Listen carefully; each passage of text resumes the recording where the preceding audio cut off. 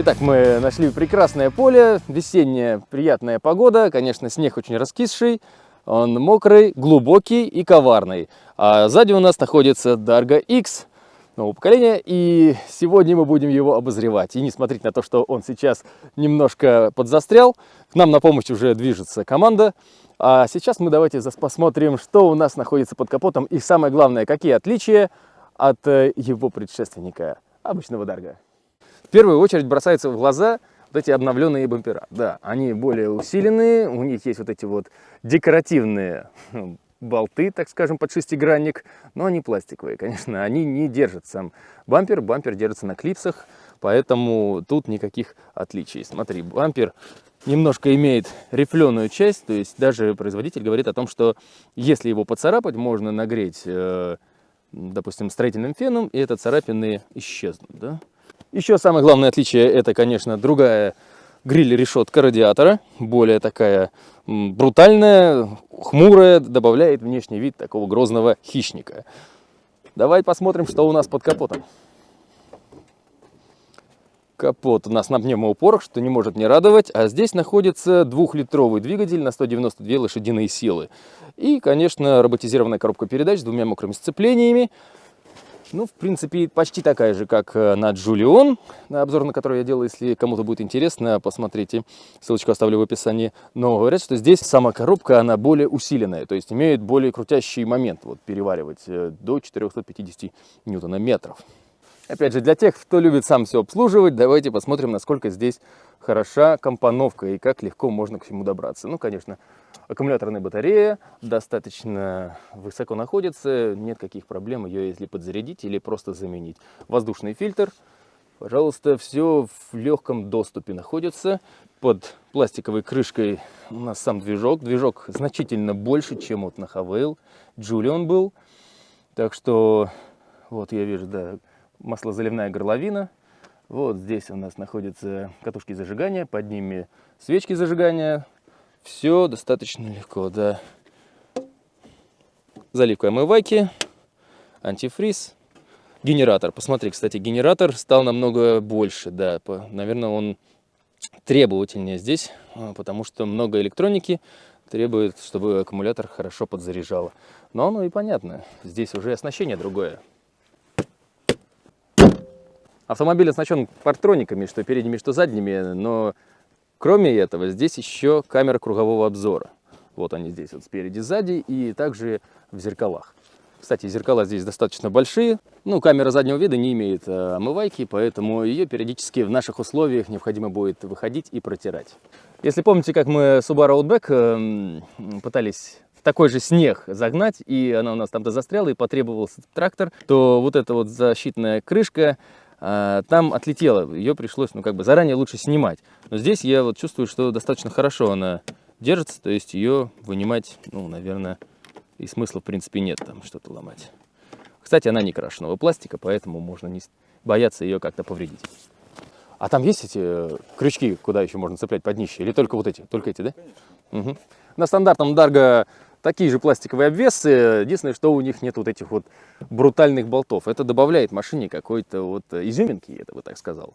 Вот. Они, в принципе, постарались сделать ее более злой. Ну и, конечно, самая фишка то, что добавили блокировку заднего дифференциала.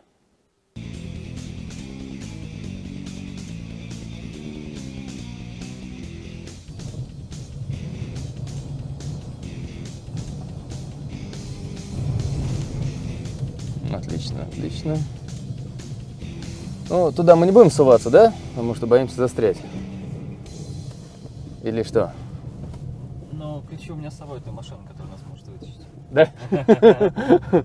Тогда что, попробуем? Ну, где угодно. Нет, если что, я уеду. Ясно. Да. Тогда где у нас есть возможный проезд? Было бы, наверное, проще пройти, посмотреть сначала, да? Сейчас просто непонятно.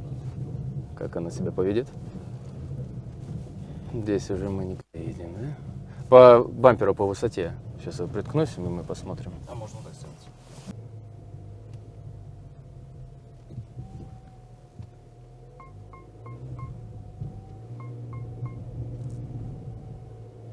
Прошли.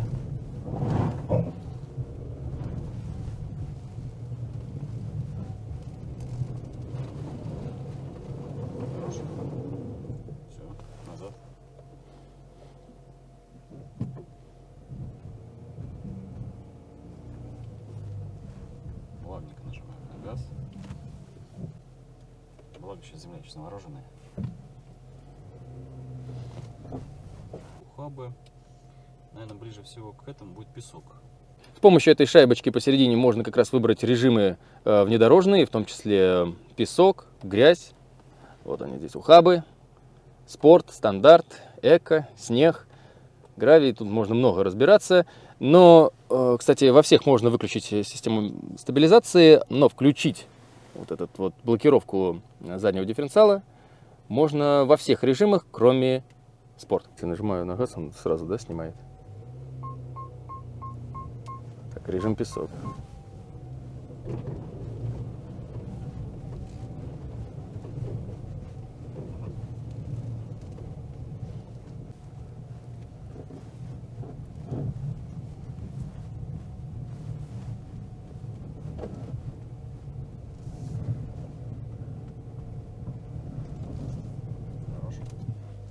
А режим сам снег есть? Может быть, его Песок тот же самый снег. тот же самый.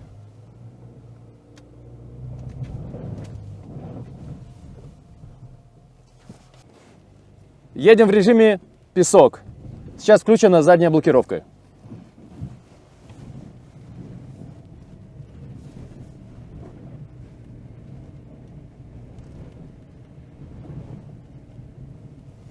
Да, и это тоже покажет, что глубокий снег достаточно, рыхлый, тяжелые сейчас идут испытания, и как себя ведут именно колеса.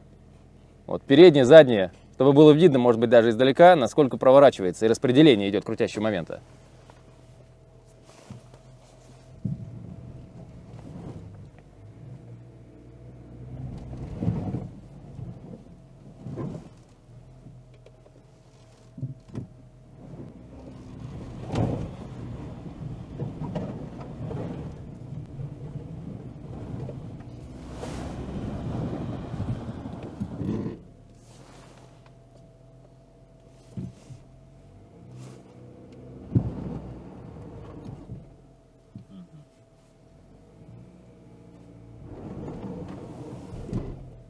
Так.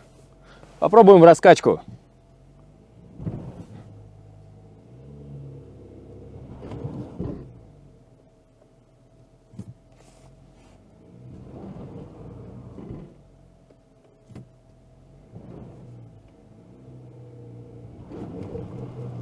Еще какой-то у нас есть режим, который у нас более Нет, жесткий? больше никакого режима нету. Больше, чем в пороге сидим. У нас, конечно, не шипованная резина, это липучка. У нас, в принципе, вот только вот это колесо зарылось, да? Мы можем немножко помочь, подкопав немного, да, и попытаться в раскачку выйти. Потому что очень глубокий снег, я говорю. И хоть есть блокировка, но она только назад, наперед ее нет. И видишь, сейчас колеса пытаются притормаживать.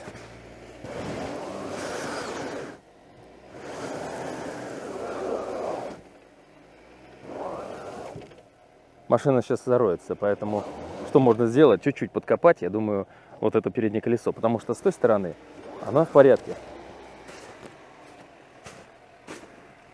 Смотри.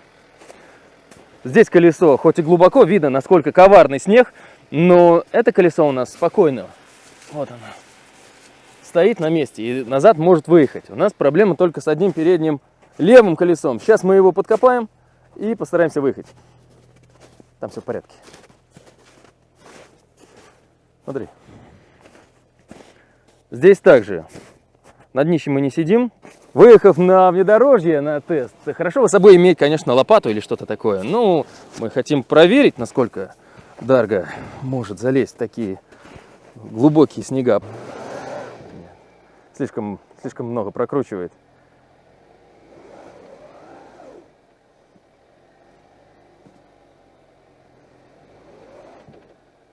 Давайте для испытания, может, попробуем не режим песок, а какой-то другой.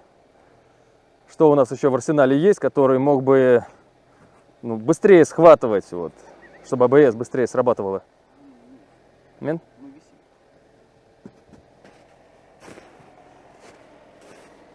Посмотрим.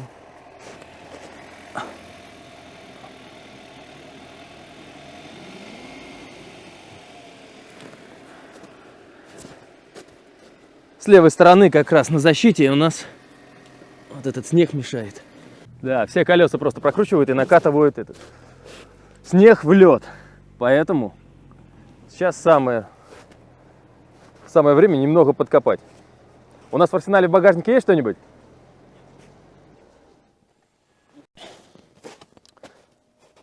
Если все-таки заехал на внедорожье, да, на таком паркетнике и не смог доехать, встрял, да, повис, то есть другой вариант. Это обязательно стравить давление и стравить его, ну, до единицы. Тогда зацеп будет чуть больше, немного подкопать и тем самым попробовать, чтобы Дарго выехал самостоятельно. Смотри, кстати, как снег, да, забивает. Очень хорошо, что здесь сделано уже. Вон, видишь, защита. Антигравий, антикор. Потому что большой вырез, туда попадает снег, вода, все. Пластика этого недостаточно. Но арки достаточно большие, поэтому смотри, то, что подходит сюда снег, он не забивается, не мешает колесу. Замечательно. Не, ну на самом деле, может на рычагах, на брюхе нет. Конечно, хорошо, что есть задняя блокировка у Dargo X, чего нет у обычного Dargo, да? Ну, конечно, не хватает передней. Вот он бы сейчас бы как следует притормаживал, и, конечно, система вот этого полного привода, вот распределения, да, чтобы срабатывал вот это ABS, ESP, помощники имитации блокировки, чтобы вот чуть-чуть раньше. Я бы попробовал, вот сейчас он говорит, самый внедорожный режим, это режим песок.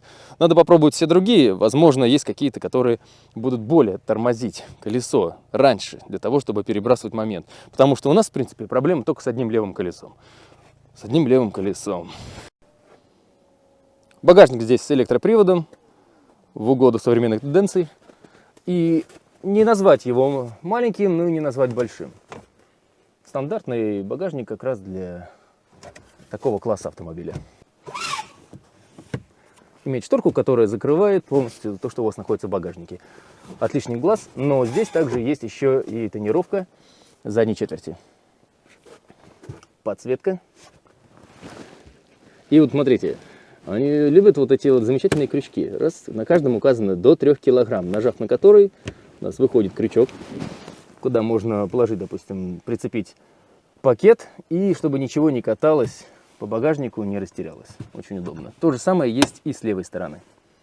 Также дополнительно здесь установлена розетка на 220 вольт. Очень предусмотрительно. И с левой стороны у нас есть еще одна розетка-прикуриватель, куда можно будет подключить, к примеру, компрессор для накачки шин. В подполье у нас запаска. Это полноразмерное цельное колесо. Ну и все инструменты, которые необходимы для того, чтобы его можно было заменить.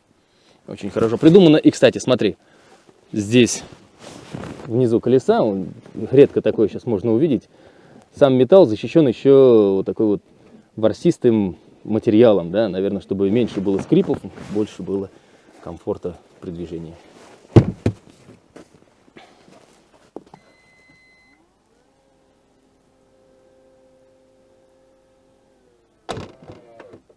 Отлично.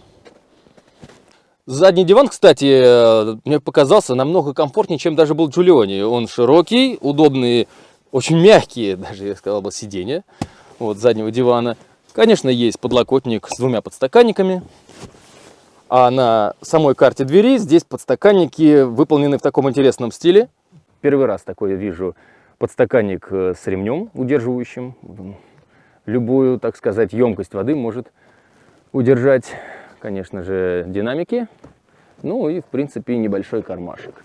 Это не все, что у нас здесь есть. Конечно, замечательные воздуходувы для задних рядов. И они также выполнены в этом стиле, да, вот оранжевой окантовкой. Есть подзарядка на USB и... Да, просто на 2 USB. Думал, может быть, здесь спрятано USB-C, но нет. Ну и это сойдет. И, конечно, подогрев 3-секционный заднего ряда для 2 пассажиров. Замечательно, хорошо придумано. И посмотрите теперь, здесь панорама, но это не просто панорама, это еще и люк.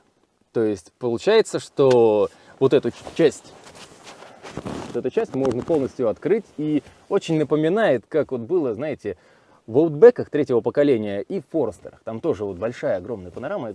Этот люк отодвигался, можно было полностью, так сказать, вылезти из машины. В случае, как и в Джулионе, здесь достаточно ровный пол посередине, потому что нет тоннеля.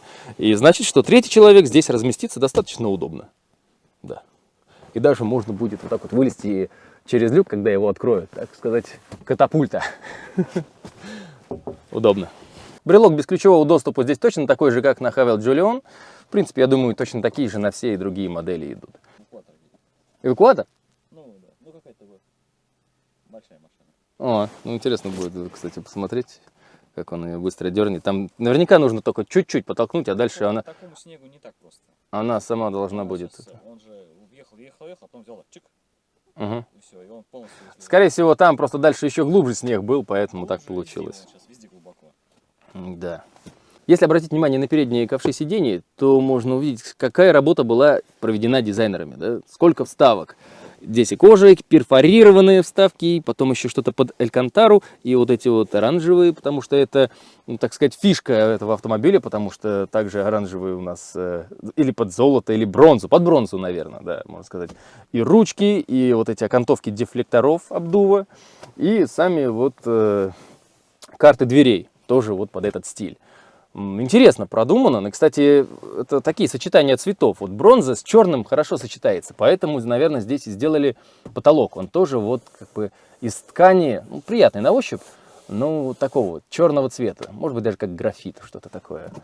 В козырьках у нас, конечно, есть зеркало. И зеркало с подсветкой, что, в принципе, похвально. Также и у водителя, да?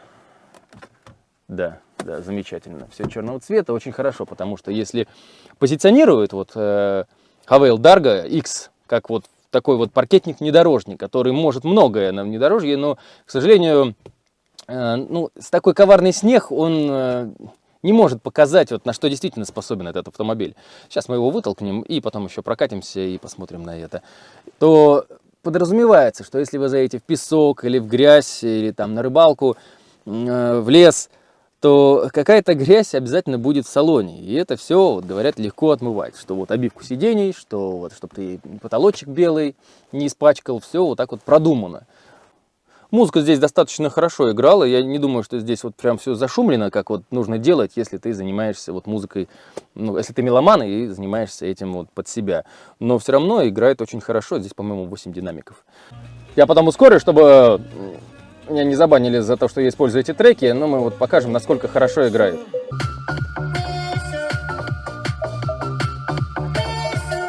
Но что требует привычки, это, конечно, вот управление климат-контролем. То есть оно здесь точно так же, как и на Haval Julion, полностью организовано в этом огромном мультимедийном экране. То есть для того, чтобы тебе включить себе, допустим, подогрев сидений, или вот здесь появилась уже вентиляция сидений, вот здесь нужно, получается, зайти в это меню, найти, включить или кондиционер. Хорошо, да.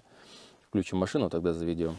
Вот. И, соответственно, единственное, что выведено такие вот сенсорные клавиши, это, ну, кнопки быстрого доступа, да, отключение, обогревы, рециркуляция и автоматические регулировки самого климат-контроля. Танк едет. Танк едет! Во, это отлично! Старший брат. Итак, к нам на помощь едет 300-й танк в своем фирменном оранжевом стиле.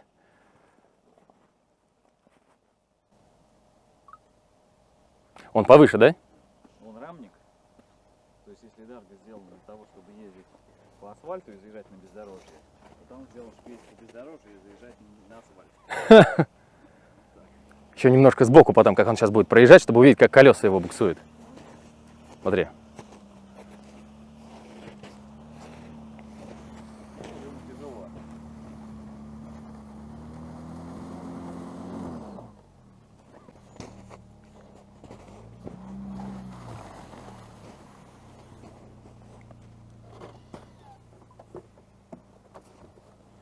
Привет! Ждем вас на помощь. Как у вас дела? У нас все хорошо, но у нас только левое колесо немного зарылось, и, я думаю, село, наверное, больше А блокировка нет? не на днище. Она вот повис на предобухе. Да. Ты Серегин? А? Да, снег вообще коварный, очень коварный. Хоть есть здесь и дорога, не проваливайся.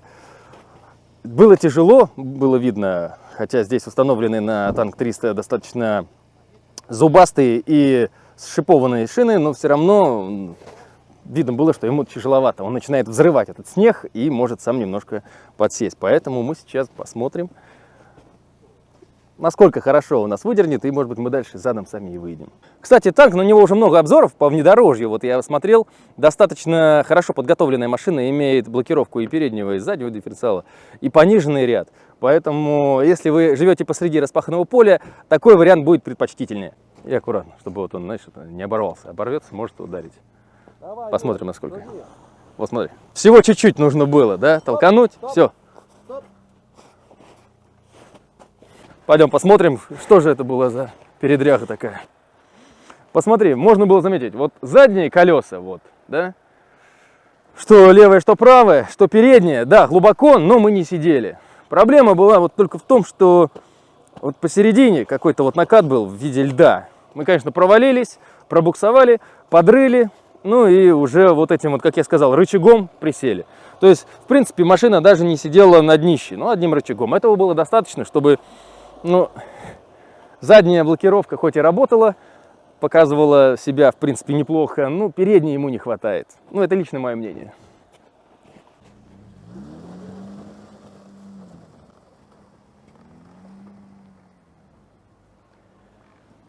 Ну, а теперь мы уже по накатанной колее.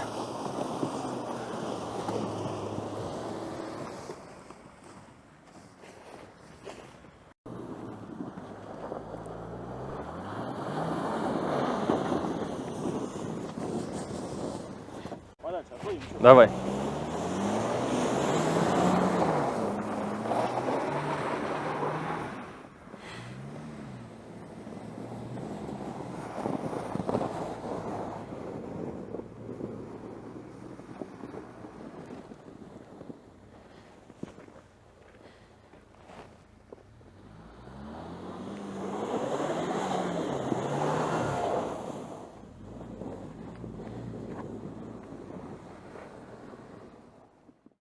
Как видите, да, небольшая помощь нам потребовалась, но буквально, если бы у нас была с собой лопата, возможно, мы смогли выбраться самостоятельно, потому что чуть-чуть нас толканули, мы уже без проблем выбрались, потому что, конечно, задняя блокировка себя показала неплохо, но, возможно, ей не хватает передней.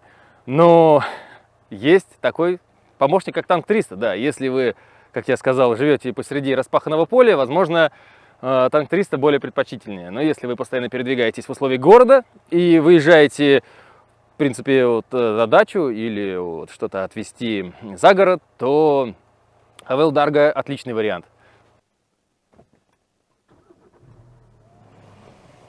Немного меняется, но не все равно в таком же стиле. Ну то есть обычных привычных Приборов нет. тахом, ничего такого, да? Угу. Ладно. Так, по расходу. Вообще... Что-что? Да, и про робота узнаете. Вообще двигатель разрабатывался инженерами Volkswagen. То есть там вся принципиальная особенность, что он фольцевский мотор.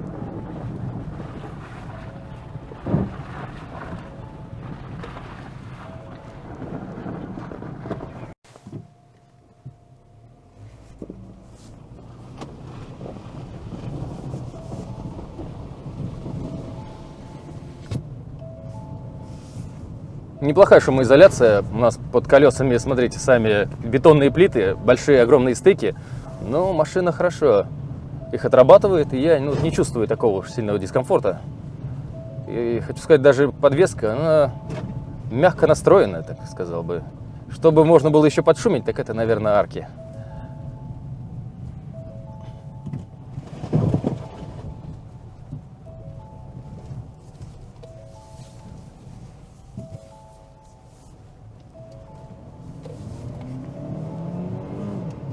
Хорошо подрывается с места.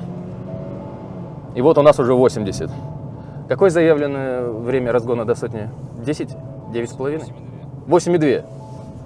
Очень неплохо для такого тяжелого паркетника. Сколько он, кстати, весит?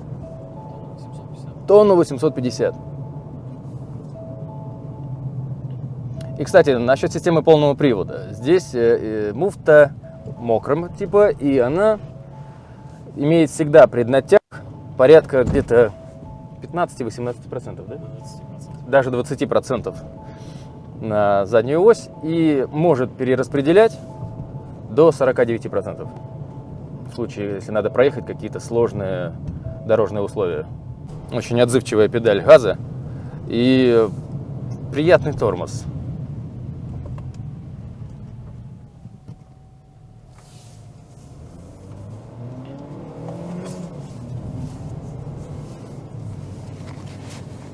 Я заметил, что фишка Havail в том, что поворотники, когда включаются, они как раз дают звучание именно в динамике, которые в боках, да? Почему-то так придумано.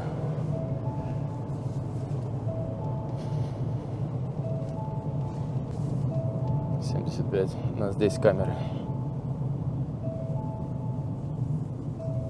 Что это играет? Задние пассажиры Пристегнись, пожалуйста.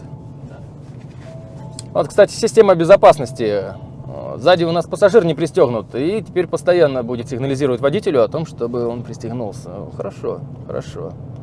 Мы стравливали давление в шинах, и теперь у меня на приборной панели постоянно светится, моргает указатель того, что у нас в шинах низкое давление. Кстати, по ощущению, точно такой же руль, который установлен вот в Havail Julion. То есть, в принципе, вот разницы нет. Единственное, что вот только, наверное, вот эта нижняя часть. Здесь она вот более широкая, а там была вот с таким маленьким каким-то треугольничком, прорезью. Подогрев руля, подрулевые лепестки.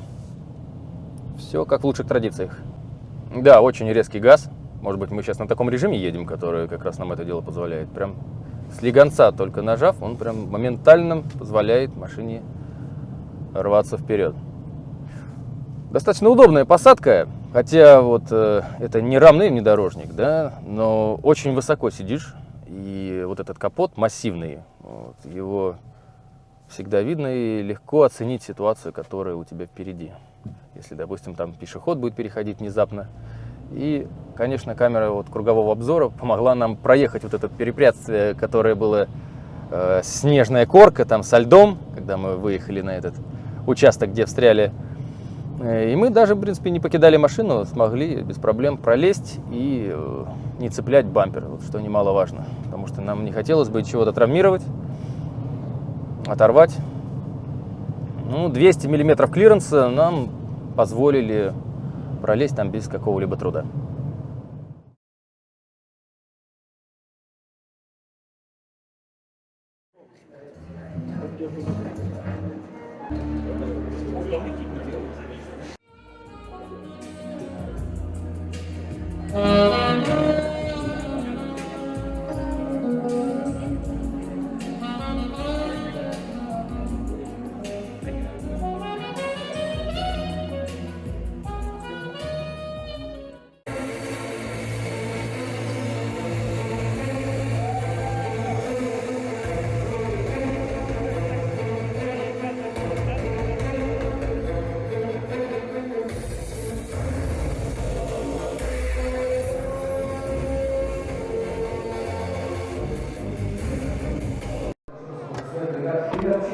Смотри, самое главное отличие FX 7. Смотри, какой удобный рычажочек. Раз, раз, раз, раз. Ну, парковка, как всегда, с кнопочки. Мне кажется, немножко сделано, как из BMW, да? Вот все они как-то берут. Кругляшок от Land Rover, Jaguar. Это от BMW. Скошенный руль. Кнопочка внизу. Ну, кстати, старт-стоп очень удобно. В принципе, вот и рукой подходить, и отлично визуально просматривается. Подсветка в зеркалах, ну все как в лучших традициях. И люк небольшой, но он все равно есть, что не может не радовать. Отлично. Пойду сяду за руль. Достаточно прям высокий автомобиль, удобная посадка.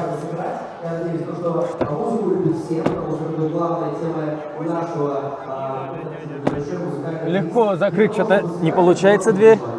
Нужно сильно хлопать. Ну ладно, может быть, это только здесь так. Посадка удобная, кстати, да. Для коленочек, для ног хватает места. Удобная мягкая обшивка. упирается коленка, но мягкая, да? Мягкая часть, удобная. Ладно, хорошо. Синяя, надеюсь, еще будет видно, да? О, вот с подсветкой лучше. Смотри, темно-синяя обшивка. Конечно, это не кожа. Конечно, это кожзам. Ну, все равно молодцы. Какой-то такой вот дизайнерский эффект. Смотри как. Все, прошивочка есть, да? Ну, все прям заточено, ну. Под стиль. Под стиль заточено. Что? Да, под мелочевку. И второе отделение. Ну, как всегда, маленький, небольшой, но глубокий бардачочек. Подлокотники с небольшим вставкой для того, небольшой вставкой для того, чтобы ничего там не гремело. Молодцы. Хорошо все. Смотри-ка, управление полностью с кнопок, да? То есть с климат-контролем. Вот это вот я уважаю. Вот это вот я люблю. Я надо уже развернуто к водителю больше. Вот это мне вот нравится. Смотри-ка. Отлично. Супер. Супер. Смотри. Подогрев руля. Смотри, как придумали. Вот любят они как-то вот извращаться, да? Внутри отверстия оно полностью туда заходит. То есть, если пыль туда грязь забьется, но никогда ты это дело не прочистишь. Но все равно молодцы, удобно. Хорошо. Зеркало. Пойдем еще сзади сядем, посмотрим, как там на заднем сиденье.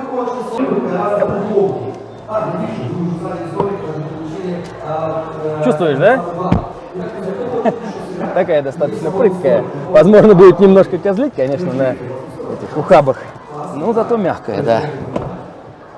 Опа. Сильно хлопает прям так, конкретно. Конечно, подлокотник с двумя подстаканниками, все как полагается. Открывается ниша, возможно, да, для того, чтобы перевозить более длинные вещи. Может быть, даже лыжи. Посмотреть, есть ли там возможность установки рейлингов. Нет, нет. Должна вообще-то открываться, но я не уверен, что... Так... Вообще-то может, да. Но как это делается, надо еще будет посмотреть.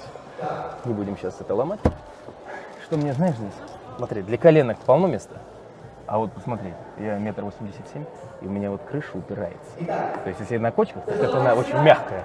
Я точно буду биться из-за этого. Зачем они так скосили крышу? Я же не могу удавиться вот так вот. Понятно, что мягкая, но я упираюсь. Конечно, и не есть хорошо.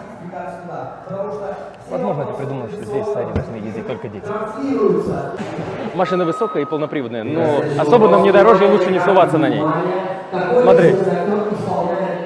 Массивный бампер, который можно запросто зацепить, хотя здесь и есть датчики радары. Все равно. Крашеный, лакированный пластик. Какое внедорожье? Да никакого здесь нельзя. Ну, под него, да, что-то такое. Имитация, так скажем. Пластиковый порог, что хорошо, достаточно высокий автомобиль, надо будет посмотреть еще, какой у него клиренс. И смотри, как замечательно придумано. Закрывает пластиковый порог, чтобы он чистый был. Вот это накладка. Она, конечно, не прорезиненная, не знаю, будет ли забиваться туда грязь. Резина вот здесь. Очень хорошо придумано, глянь. Порог может быть даже чистый. Да.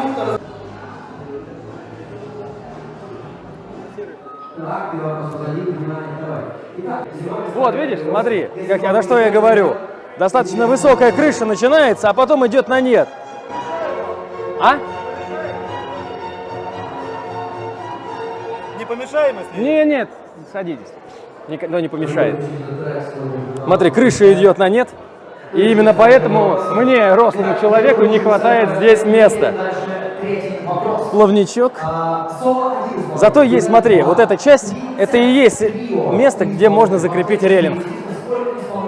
Он, похоже, алюминиевый. Хорошо. Хотя бы это есть. Отлично. Ну что, друзья, вы готовы? Сыграем? Конечно, дизайн дисков очень красивый, хороший. Free! Бесплатно!